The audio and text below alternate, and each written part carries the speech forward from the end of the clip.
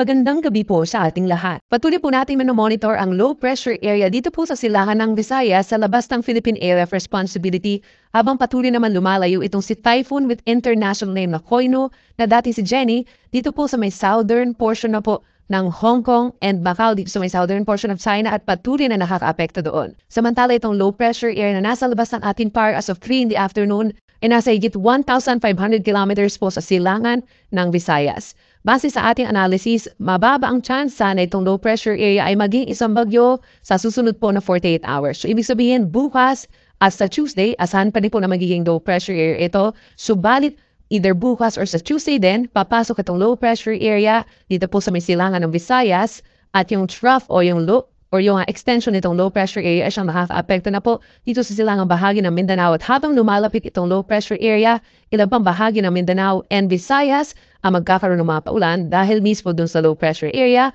So patuloy po natin itong imo-monitor. Sa susunod na 12 oras or ngayong gabi hanggang bukas ng madaling araw, pinakamataas ang chance na mapagulan dito sa bahagi po ng Caraga Region, kabilang ng Dinagat Islands, Surigao del Norte at Surigao del Sur. Asahan po yung kalat-kalat na ulan and thunderstorms sa mga susunod na oras na posibleng magdulot na mapagbaha or pagbubo ng lupa doon.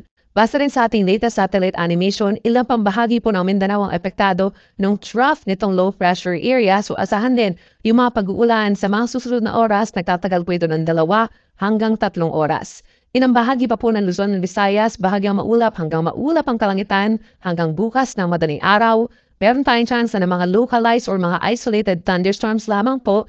Dito silang bahagi po ng Luzon, particularly sa may Central Luzon, sa Metro Manila, katatapos lamang po ngayong hapon yung mga pag-ulan natin na saglit. At yan ang pambahagi po ng Western and Central Visayas. Possible po na magkaroon ng mga pagkilat-pagkulog na nagtatagal lamang ng 1 hanggang 2 oras. By tomorrow, araw po ng Lunes, asahan pa rin yung similar weather conditions in many areas of Luzon as today. Mataas po ang chance na mapagkulan dito sa silangang bahagi po ng Bicol Region as well as Quezon Province, umaga pa lamang, and then for the rest of the day bahagyang maulap hanggang maulap at kalangitan, nasasamaan po ng mga matataas na chance na pagulan at pagkidlat-pagulog pagsapit po ng hapon. And for the rest of Luzon, asahan pa rin po ang generally mainit at maningsangan na panahon po, lalo na sa tanghali. So posible magdaro between 32 to 33 degrees Celsius yung ating maximum temperature, kabilang na dyan ang Metro Manila. Then pagsapit po ng hapon hanggang gabi is bahagyang maulap hanggang maulap ang kalangitan, nasasamahan din ng mga pulupunong ulan, hindi ito dahil sa low pressure area, kundi dahil pa rin sa localized thunderstorms. Sa ating mga kababayan po sa Visayas, mataas ang chance na mapag-ulan umaga pa lamang dahil do sa trough of low pressure area. So meron tayong mga light to moderate with at times heavy rains, lalo na po sa hapon hanggang sa gabi. Habang sa Western Visayas, mataas din po ang chance na mapag-ulan pagsapit ng hapon, tulot din ng trough ng low pressure area. Samantala, pinaka-apektado ng mga pagulan by tomorrow, itong Caraga Region, Northern Mindanao at bahagi po ng Zamboanga Peninsula. At meron din tayong mga kalat-kalat na ulan and thunderstorms na posible magdulot ng mga pagbaha, pagkapaw ng ilog or pagbuho ng lupa.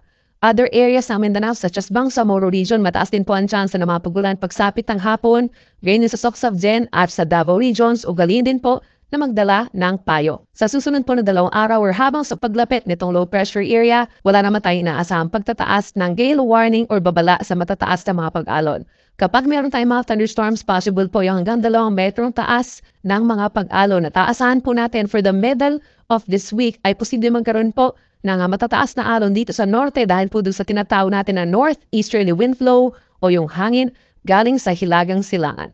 Sa kalagitnaan po ng linggong ito, malaking bahagi po ng bansa magkakaroon ng mapulan dahil doon sa paglapit ng low pressure area dito sa pagtipong Visayas and Southern Luzon. So malaking bahagi po ng ating bansa magkakaroon ng mapagulan sa mga susunod na araw. At inuulit natin yung pagbabalik ng northeasterly wind flow o yung bahagyang mahinang amihan ay siya magpaparamdam na po dito sa may Northern Luzon na siya magdadala ng bahagyang malamig po na temperatura at may hinang pagbulat.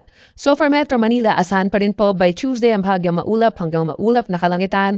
May mataas na chance na mapagulan pagsapit po ng hapon, but by Wednesday and Thursday dahil doon sa paglapit ng low pressure area sa may Southern Luzon ay asahan po natin ng mataas din na chance na mapagulan, so magdala po ng payong at mag-ingat sa baha. Sa ating mga kababayan po for Baguio City from Tuesday up until Thursday, bagyang maulap hanggang maulap pa rin po ang kalangitan. Sa Tuesday, medyo mababa pa po ang chance na maulan, pero pagsapit po ng Wednesday and Thursday ng hapon ay mataas po ang chance ng mga localized thunderstorms. Sa ating mga kababayan po for Bicol Region, asahan na po ang maulang panahon pagsapit po ng Tuesday dahil dun pinakamalapit itong low pressure area sa inyong lugar for most of Bicol Region na doon ang Masbate, Sorsogon, and Albay. Then pagsapit po ng Wednesday and Thursday, meron pa rin kalat-kalat na mga ulan and mga thunderstorms na magdala po ng payong at ang igas sa pagbaha at pagguho ng lupa. Sa atong mga kaigsonan din na for Metro Cebu, asahan din po ang maulang panahon pa rin pagsapit po ng Tuesday dahil doon sa low pressure area for the entire Central Visayas po yan. So mag-ingat din sa mga baha at pagguho ng lupa.